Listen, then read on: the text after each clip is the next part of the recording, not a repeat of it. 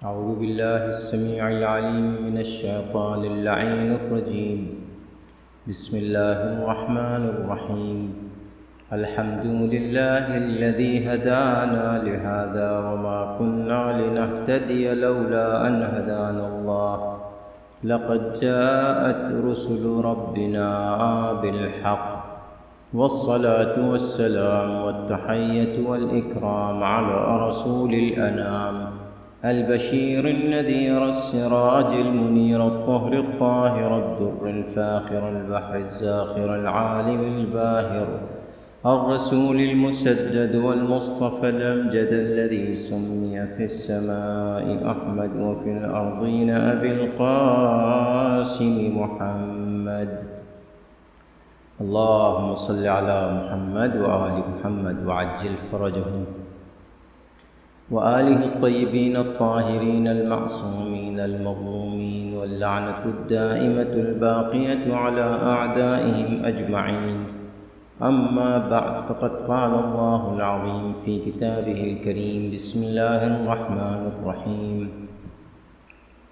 هو الذي أنزل عليك الكتاب منه آيات محكمات هن أم الكتاب وأخر متشابهات فأما الذين في قلوبهم زيغ فيتبعون ما تشابه منه ابتغاء الفتنة وابتغاء تأويله وما يعلم تأويله إلا الله والراسخون في العلم. صلوات. اللهم صل على محمد وآل محمد وعجل فرجهم. آج ہمارے اور آپ کے نوے امام محمد تقی علیہ الصلاۃ والسلام کی شہادت کی تاریخ ہے. ہمارے نوے امام محمد تقی علیہ الصلاۃ والسلام نوے امام ہیں اور 11ویں معصوم ہیں. یہ ہمارے نوے امام سب سے کم سن امام ہیں جو کم سنی میں صرف 25 سال کی عمر میں جن کو ظالموں نے شہید کر دیا. چونکہ گفتگو امامت کے سلسلے میں ہے، لہٰذا میں آپ کی خدمت میں جس آیہ کریمہ کی میں نے تلاوت کا شرف حاصل کیا ہے وہ سورۃ المبارکۃ آل عمران کی 7ویں آیت ہے، جس میں اللہ نے ارشاد فرمایا: میرے حبیب، وہ اللہ وہ ہے کہ جس نے آپ پر اپنی کتاب کو نازل فرمایا. اس کتاب میں 2 قسم کی آیات ہیں. منہ آیات محکمات، ایک آیت وہ ہے کہ جو محکم ہے، اور کچھ آیتیں وہ ہیں جو متشابہ ہیں. محکم آیتیں وہ ہیں کہ جن کا بظاہر حکم سب کو معلوم ہے، اور متشابہ وہ آیات ہیں کہ جن کا حکم بظاہر ہر ایک کو معلوم نہیں ہے.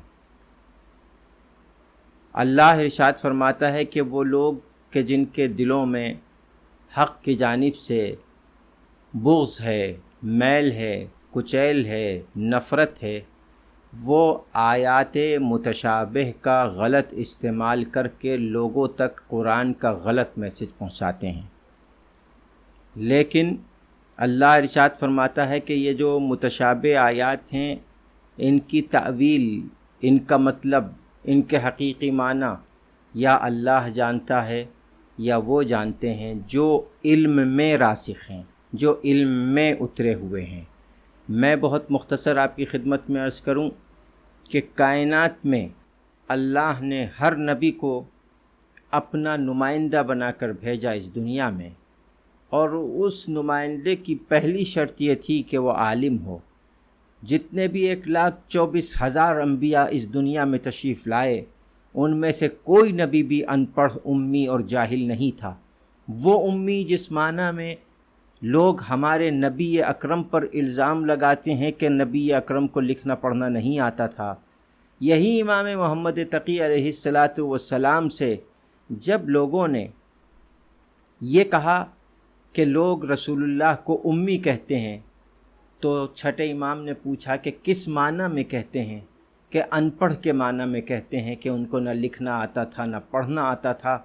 تو امام محمد تقی علیہ السلام جن کا آج روز شہادت ہے، انہوں نے ارشاد فرمایا لعنت اللہ علیہم، ان پر اللہ کی لعنت ہو جو ہمارے جد پر جاہل ہونے کا الزام لگاتے ہیں۔ ہمارے جد وہ ہیں جن کو اللہ کہتا ہے علمک ما لم تکن تعلم، اے میرے حبیب وعلمہ شدید القوا، اور ہم نے اپنے حبیب کو پڑھایا ہے خود، یعنی اللہ استاد ہے پیغمبر کا، اللہ استاد ہے ہمارے نبی کا، اللہ استاد ہے رسول اکرم کا، اللہ استاد ہے سید الانبیاء کا۔ تو یہ کہنا کہ وہ امی تھے، امی نسبت ہے ام القریٰ مکے کی طرف، جس کو خود قرآن میں اللہ نے ذکر کیا ہے۔ تو یہ وہ خاندان ہے، خاص طور سے خاندان محمد اور آل محمد کے جو علم میں راسخ ہیں، جو علم میں اترے ہوئے ہیں۔ امت میں، انسانوں میں اور آل محمد میں یہ فرق ہے کہ انسانوں میں، عام انسانوں میں اور امت میں علم اترتا ہے، لیکن یہ علم کے اندر اترتے ہیں۔ لہٰذا یہاں پر عمر کی کوئی قید نہیں ہے کہ چھوٹے تھے تو علم کم تھا، بڑے ہوئے تو بڑے ہونے کے ساتھ ساتھ جیسے عام طور پہ عام انسانوں کے ساتھ ہوتا ہے اسی طریقے سے ان کے ساتھ بھی ہوتا ہے، ایسا نہیں ہے۔ بس میں آپ کی خدمت میں کچھ تفصیلات پیش کرنا چاہتا ہوں امام کے ذات والا صفات سے متعلق۔ آپ کے والد گرامی کا نام نامی اور اسم گرامی الامام علی ابن موسیٰ الرضا علیہ السلام تھا۔ آپ کی والدہ گرامی کا نام خیزران تھا، یا سبیکہ خاتون بھی آپ کی والدہ کا نام بتایا جاتا ہے۔ آپ کے مشہور القاب میں الجواد، التقی اور باب المراد ہیں۔ آپ کی ولادت بسعادت 10 رجب المرجب سن 195 ہجری میں ہوئی۔ آپ کی کل عمر 25 سال تھی اور آپ کی مدت امامت 17 سال تھی۔ تاریخ شہادت 29 ذیقعد سن 220 ہجری۔ آپ کی ولادت بھی ایک معجزہ ہے۔ امام علی رضا علیہ السلام کی عمر 40 برس کی ہو گئی تھی، لیکن آپ کے یہاں کوئی اولاد کی اطلاع نہیں تھی، کوئی اولاد کی خبر نہیں تھی۔ لہٰذا شیعیان آل محمد میں مایوسی سی چھانے لگی کہ امام کا کوئی نمائندہ ان کی نسل میں کوئی ہے یا نہیں ہے، لیکن اللہ اپنی مصلحت کے اعتبار سے ہر چیز اپنے خاص بندوں کو عطا کرتا ہے۔ لہٰذا اللہ نے امام کو ایک ایسا بیٹا دیا کہ امام نے حکیمہ خاتون جو امام علی رضا علیہ السلام کی بہن تھیں، امام نے اپنی بہن سے کہا کہ حکیمہ آپ اس وقت موجود رہیے گا۔ چنانچہ وقت ولادت امام محمد تقی علیہ السلام اس وقت آپ کی پھوپھی یعنی نوے امام کی پھوپھی اور امام رضا علیہ السلام کی بہن وہ موجود رہیں، اور ایک روایت میں معاف کیجیے گا امام علی رضا علیہ السلام کی پھوپھی امام موسیٰ کاظم علیہ السلام کی وہ موجود رہیں آپ کی پھوپھی۔ چنانچہ آپ کی ولادت باسعادت ہوئی، اور جب آپ کی ولادت باسعادت ہوئی تو اس میں کوئی شک و شبہے کی گنجائش نہیں رہی کہ اللہ نے امام کو ایک نمائندہ بیٹا عطا فرمایا۔ اب ظاہر سی بات ہے کہ اگر کوئی یہ کہے کہ 40 برس تک امام کے اولاد نہیں ہوئی تو معاذ اللہ کوئی یہ معیوب بات ہے۔ بالکل معیوب بات اس لیے نہیں ہے کہ قرآن مجید میں اس کی 2 مثالیں ہمیں ملتی ہیں۔ ایک مثال حضرت ابراہیم علیہ السلام کی ہے اور ایک مثال حضرت زکریا علیہ السلام کی ہے، کہ جب حضرت ابراہیم علیہ السلام 80 برس کے ہو گئے تھے اس وقت تک ان کے کوئی اولاد نہیں تھی، اور جب اس بڑھاپے کی حالت میں حضرت سارہ جو ان کی ضعیف العمر بیوی تھیں، زوجہ تھیں، ان کو فرشتوں نے خوشخبری دی۔ جب خوشخبری دی تو انہوں نے فوراً حضرت سارہ نے ان کے یہ جملے قرآن نے نقل کیے ہیں، اَأَلِدُ وَأَنَا عَجُوزٌ وَهَذَا بَعْلِي شَيْخًا، یہ کیسے ہو سکتا ہے کہ میں اتنی بوڑھی ہو گئی ہوں اور یہ میرا شوہر اتنا بوڑھا ہو گیا ہے، اس کے اولاد کیسے ہو سکتی ہے؟ تو وہ آنے والے فرشتوں نے کہا اتعجبین من امر اللہ، کیا آپ اللہ کے حکم سے تعجب کرتی ہیں، امر الہی سے تعجب کرتی ہیں؟ امر الہی میں کوئی تعجب نہیں ہے۔ تو لہٰذا جس عمر میں بھی اللہ عطا کرے وہ اس کی قدرت ہے، یہ مثال قرآن مجید میں موجود ہے۔ اور یہی نہیں صرف ان کے لیے بلکہ حضرت زکریا کے یہاں بھی ان کی عمر بھی زیادہ ہو گئی تھی اور اللہ نے حضرت یحییٰ کو مثال بنا کر پیش کیا۔ ہمارے نوے امام علیہ السلام وہ سب سے کم سن امام ہیں کہ جن کو سب سے کم سنی میں اللہ نے امامت تفویض کی۔ جب آپ کی عمر 7 سال اور ایک روایت کے مطابق 9 سال تھی تو اس وقت امام رضا علیہ السلام کی شہادت ہو گئی۔ جب شہادت ہوئی تو آپ کو تمام امور امامت اللہ نے تفویض فرمائے امام رضا علیہ السلام کے ذریعے۔ اب آپ یہ دیکھیے کہ جس وقت آپ 9 برس کے تھے اور امام رضا علیہ السلام شہید ہو گئے، آپ مدینے میں تھے، تو اب سوال یہ پیدا ہوتا ہے کہ کون ان کو امام مانے؟ کیونکہ بنی عباس کے لوگ بیٹھے ہوئے تھے پروپیگنڈا کرنے کے لیے کہ آل محمد میں اب امامت ختم ہو گئی، ان کی نسل ختم ہو گئی، ایک بچہ ہے چھوٹا سا امام رضا علیہ السلام کا، وہ کیا امامت کرے گا؟ لیکن جو شیعیان اہل البیت تھے انہوں نے ایک وفد بنایا اور وفد بنا کر مدینہ منورہ پہنچے۔ مدینہ منورہ اس وفد میں 80 بڑے بڑے شیعہ علماء تھے اور وہ اس نیت کے ساتھ پہنچے کہ ہم جا کر کچھ سوال کریں گے، اگر امام ہوں گے تو امامت کی شان کے مطابق جواب عطا فرمائیں گے، اور اگر امام نہیں ہوں گے تو ہم سمجھ جائیں گے کہ یہ سوال جواب نہیں دے پائے تو یہ امام نہیں ہیں۔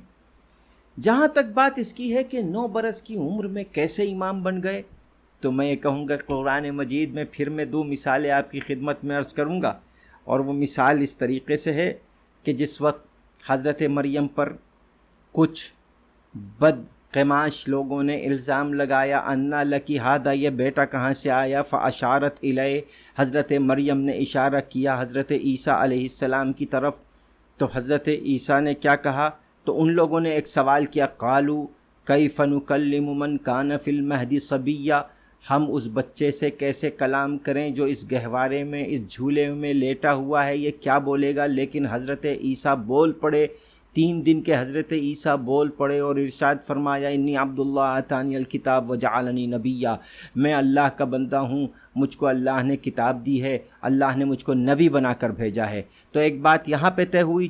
دوسرے پھر اللہ نے حضرت یحییٰ علیہ السلام کے لیے سورۃ المبارکۃ المریم کی 12ویں آیت میں ارشاد فرمایا یا یحییٰ خذ الکتاب بقوہ وآتیناہ الحکم صبیا، اے یحییٰ اس کتاب نبوت کو، تمہاری خود ذات کتاب نبوت ہے، اس کتاب نبوت کو مضبوطی سے پکڑ لو، اور ہم نے یحییٰ کو بچپن میں نبوت کا علم دے دیا، بچپن میں یعنی بالکل بچپن میں نبوت کا علم دیا۔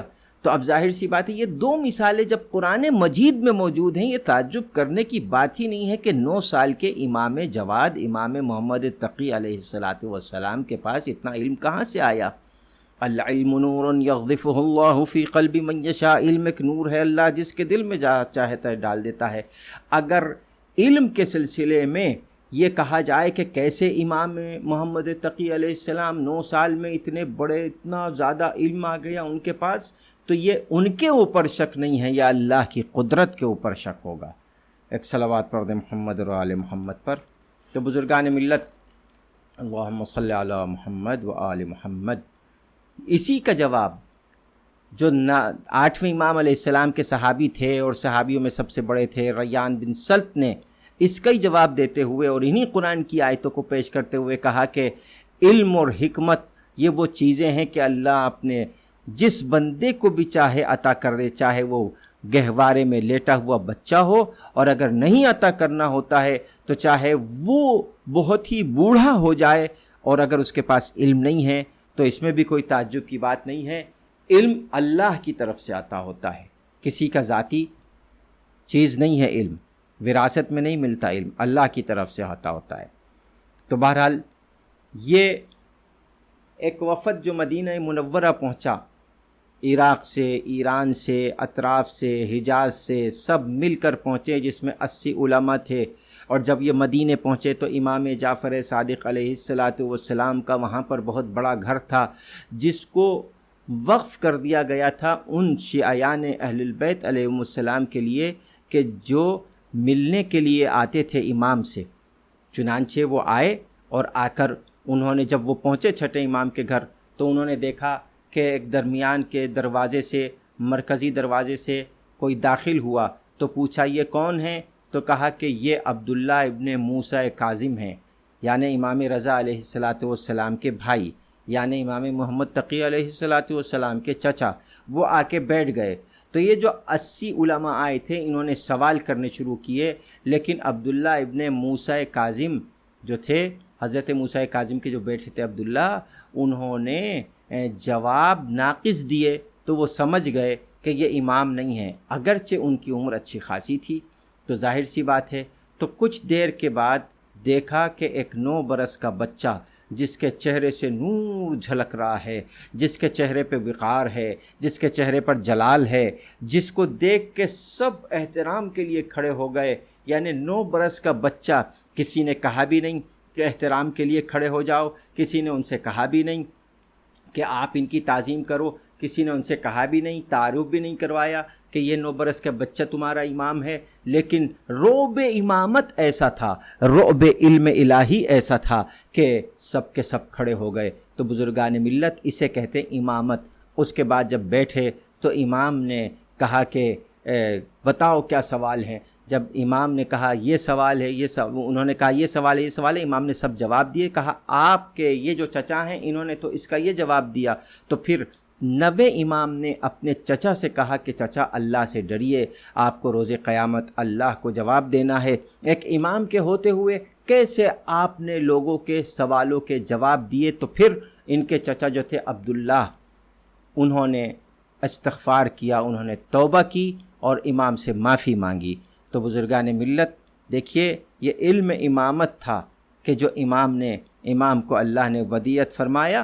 اور میں اس کی ایک چھوٹی سی مثال آپ کی خدمت میں عرض کروں۔ جب آپ 21 برس کے ہوئے اور آپ کے علم کا شہرہ پوری دنیا عرب میں اور پوری دنیا میں آپ کے علم کی شہرت ہو گئی، تو جو مخالف تھے اہل البیت علیہم السلام کے، انہوں نے مامون سے کہا آپ ہمارا ان سے مناظرہ رکھوائیے۔ چنانچہ سارے اہل البیت علیہم السلام کے جو مخالف نظریے کے علماء تھے وہ جمع ہوئے، اور انہوں نے کہا ہم سوال کریں گے امام محمد تقی سے، دیکھتے ہیں کہ وہ کیسے جواب دیتے ہیں۔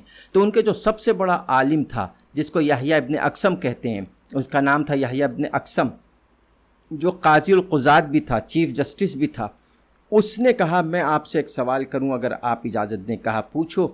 تو پورا دربار بھرا ہوا تھا، سارے علماء بھرے ہوئے تھے کہ ایک مرتبہ اس نے سوال کیا کہ یہ بتائیے اگر کوئی حالت احرام میں شکار کر لے تو اس کا کیا حکم ہے؟ تو ایک مرتبہ امام مسکرا کے ایک مرتبہ کہا یحییٰ ابن اقسم تمہارا سوال ناقص ہے، یہ بتاؤ کہ شکار کرنے والے نے حرم میں شکار کیا یا حل میں شکار کیا؟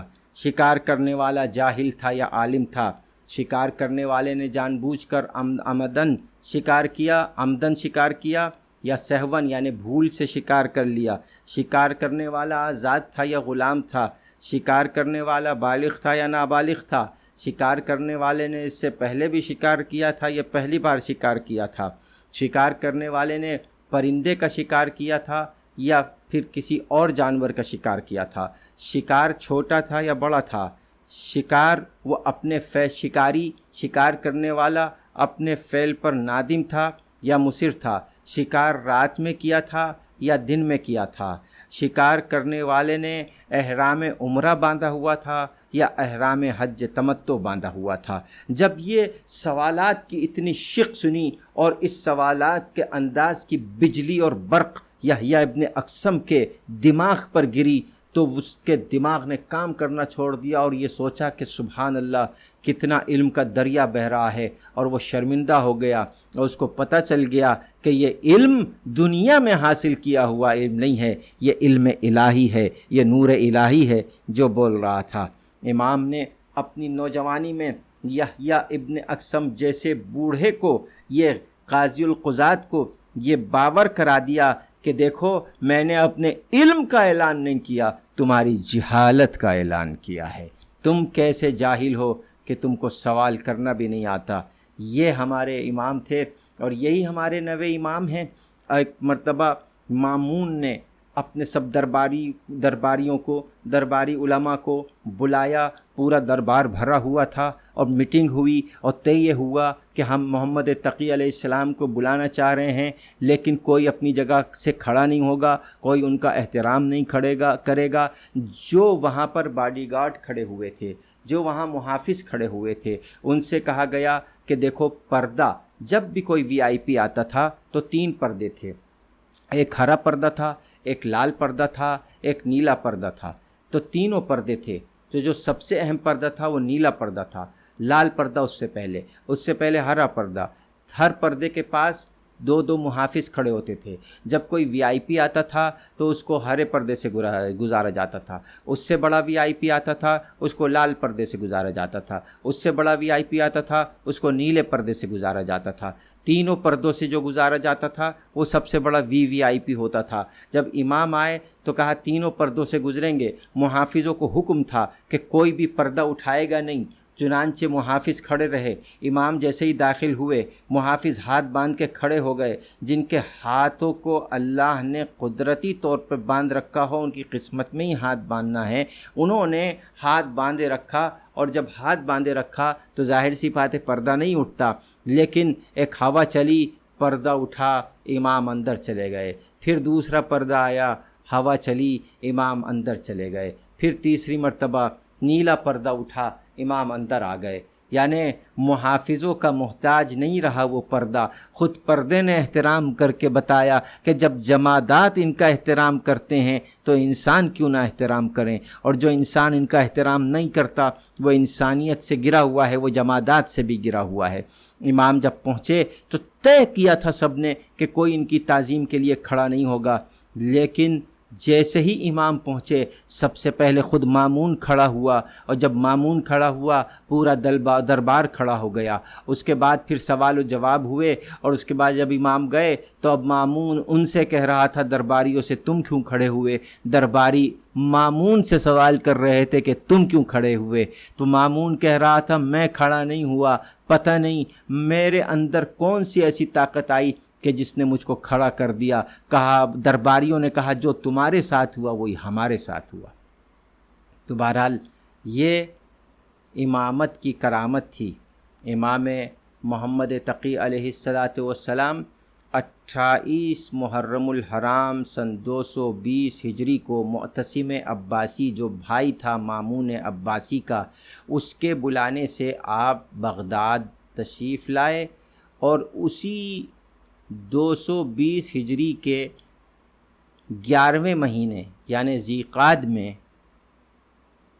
ام الفضل جو مامون کی بیٹی تھی اور جس کی شادی مامون نے امام محمد تقی علیہ السلام سے کی تھی، معتصم عباسی نے اپنی بھتیجی ام الفضل کو بلایا اور کہا کہ تم محمد تقی علیہ السلام کو زہر دے دو۔ چنانچہ اس ملعونہ نے انگور میں زہر بھرے۔ امام روزے سے تھے، اور امام جب روزے سے تھے اور ان کے سامنے انگور رکھے اور امام نے وہ انگور کھائے، زہر اس حد تک شدید تھا کہ امام اس کو برداشت نہ کر سکے اور امام تڑپنے لگے۔ امام نے ایک مرتبہ اس خبیث عورت ام الفضل سے کہا قتل تینی قاتلک اللہ، تو نے مجھے قتل کیا، اللہ تجھے قتل کرے، اللہ تجھ کو فقر اور فاقے میں مبتلا کرے۔ چنانچہ اس کے بدن میں ایک ایسا ناسور ہوا کہ ساری دولت اس کے علاج میں ختم کر دی، اور پھر وہ بھیک مانگنے پہ مجبور ہو گئی جو کسی زمانے میں بادشاہ کی بیٹی ہوتی تھی۔ امام نے اس کو بددعا دی تھی۔ کیوں؟ اس لیے کہ جب امام نے کہا کہ مجھے پانی دے دے تو وہ بجائے پانی دینے کے امام کو گھر کا دروازہ بند کر کے چلی گئی۔ امام تڑپتے ہوئے چھت پہ پہنچے اور وہیں پر چھت پر امام جو ہیں اٹھ نہیں سکے، لیٹے رہے۔ 3 دن تک امام پانی نہیں پی سکے، اور اسی حالت میں 25 برس کے جوان امام، جن کا لقب شباب الائمہ ہے، یعنی اماموں کے جوان، 25 برس کی عمر میں اس دنیا سے چلے گئے، شہید ہو گئے، زہر کی تاب نہ لا سکے، اور 3 دن تک پانی نہ مل سکا۔ بطور معجزہ امام علی نقی علیہ السلام، جن کو پہلے سے امام محمد تقی علیہ السلام نے مدینے سے چلتے وقت سارے علوم امامت تفویض کیے تھے، وہ امام طی الارض کے ذریعے سے، معجزے کے ذریعے سے مدینے سے بغداد پہنچے۔ انہوں نے غسل دیا، انہوں نے کفن دیا، انہوں نے مقبرہ قریش جو اس وقت کاظمین ہے، جہاں امام موسیٰ کاظم علیہ السلام بھی دفن ہیں، اس مقبرہ قریش میں 90 امام کو دفن کیا۔ بس میں ایک ہاتھ جوڑ کے 90 امام سے عرض کروں گا، مولا آپ بھی 3 دن کے پیاسے تھے، حسین بھی 3 دن کے پیاسے تھے، لیکن امام حسین کی پیاس علی اکبر نے بھی دیکھی، قاسم نے بھی دیکھی، عباس نے بھی دیکھی، زینب نے بھی دیکھی، ام کلثوم نے بھی دیکھی، سکینہ نے بھی دیکھی۔ مولا آپ بغداد میں تنہا تھے، لیکن کربلا میں بیویاں بھی موجود تھیں۔ مولا آپ شہید ہوئے، لیکن آپ کی بیٹیوں نے آپ کو شہید ہوتے ہوئے نہیں دیکھا، لیکن زینب نے جو بہن تھی حسین کی، انہوں نے خنجر چلتے ہوئے اپنے بھائی کے گلے پہ خنجر چلتے ہوئے دیکھا۔ اور پھر ایک مرتبہ عمر سعد سے کہتی، عمر سعد میرا ماجایا ذبح ہو رہا ہے، تو کھڑے ہو کے دیکھ رہا ہے۔ لعنت اللہ علی قوم الظالمین وسيعلم الذين ظلموا أي منقلب ينقلبون۔ اللہ اس عمل خیر کو قبول فرمائے انشاءاللہ۔ بس 3 قول امام کے میں آپ کی خدمت میں پیش کر رہا ہوں، اور ایک عمل ہے بہت اہم حاجت کے لیے جو 90 امام سے، وہ پیش کروں گا۔ مولا نے ارشاد فرمایا، العلماء غرباء لکثرت جہالہم، علماء صاحبان علم لوگ وہ تنہا رہ جاتے ہیں اس لیے کہ جاہلوں کی تعداد زیادہ ہوتی ہے۔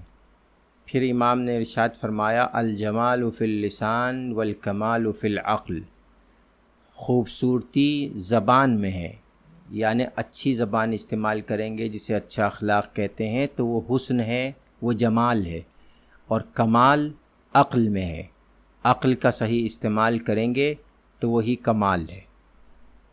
اور ایک عمل ہے چھوٹا سا، میں آپ کی خدمت میں بتا رہا ہوں، خاص طور سے ان لوگوں کے لیے کہ جن کا گھر نہیں ہے، کہ اگر وہ 40 دن تک صلاۃ الفجر کے بعد، نماز صبح کے بعد 40 دن تک سورۃ المبارکۃ الیاسین پڑھ کر امام محمد تقی الجواد کی خدمت میں ہدیہ کر دیں تو انشاءاللہ ان کا 40 دن کے اندر عقیدہ اگر ہو تو 40 دن کے اندر وہ گھر ہو جائے گا انشاءاللہ۔ یہ ایک بہت اہم عمل ہے جو امام محمد تقی علیہ السلام جو باب المراد کہلاتے ہیں ان سے ضرور توسل کریں انشاءاللہ۔ ایک دوسرا عمل یہ ہے کہ اگر آپ کو کوئی ایمرجنسی کام ہے، انٹرویو دینا ہے، کچھ کرنا ہے، تو 2 رکعت صلاۃ پڑھیے امام جواد علیہ السلام، امام محمد تقی علیہ السلام کی جانب سے، اور ان کی جانب سے ہدیہ کر دیجئے بی بی سیدہ سلام اللہ علیہا کو، تو یہ بھی بہت مؤثر عمل ہے انشاءاللہ۔ اللہ ہمارے تمام اعمال قبول فرمائے، دنیا اور آخرت میں ترقی عطا فرمائے، ہمارے بچوں کے مستقبل کو روشن اور تابناک فرمائے، ہم سب کو امام عصر عجل اللہ تعالیٰ فرجہ الشریف کے ساتھیوں میں شمار فرمائے۔ اللہم صلی علی محمد و آل محمد وعجل فرجہ۔